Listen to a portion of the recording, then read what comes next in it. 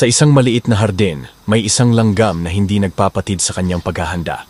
Araw-araw, mula pagsikat hanggang paglubog ng araw, makikita mo siyang abala sa pagtitipon ng pagkain at pagtatayo ng kanyang pugad. Hindi siya nagpapatinag sa init ng araw o sa bigat ng kanyang dinadala.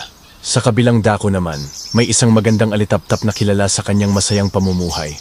Gabi-gabi, makikita mo siyang lumiliwanag at sumasayaw sa hangin. Pinagmamasdan ng lahat ang kanyang nakabibighaning liwanag. Ngunit tuwing umaga, tulog siya ng mahimbing, walang pakialam sa mga gawain at responsibilidad. Bakit ka ba sobrang sipag? Tanong ng alitaptap sa langgam isang gabi. Tingnan mo ako, masaya ako sa buhay ko. Sumasayaw, lumiliwanag at nagpapasaya ng iba. Ngumiti lang ang langgam at sumagot, maganda nga ang iyong buhay kaibigan, pero kailangan din nating maghanda para sa kinabukasan. Hindi nakinig ang alitaptap at nagpatuloy sa kanyang masayang pamumuhay. Ngunit dumating ang tag-ulan.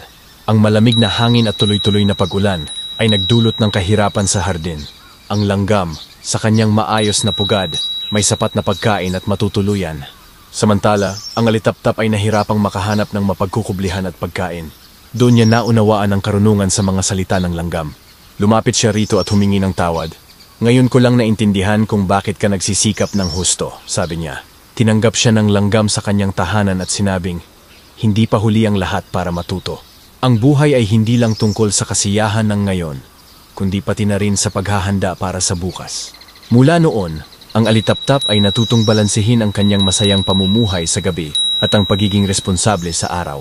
At sa tuwing makikita mo ang isang alitaptap na lumiliwanag sa dilim, alalahanin mo na kahit gaano kaganda ang kasalukuyan, mahalagang maghanda para sa kinabukasan.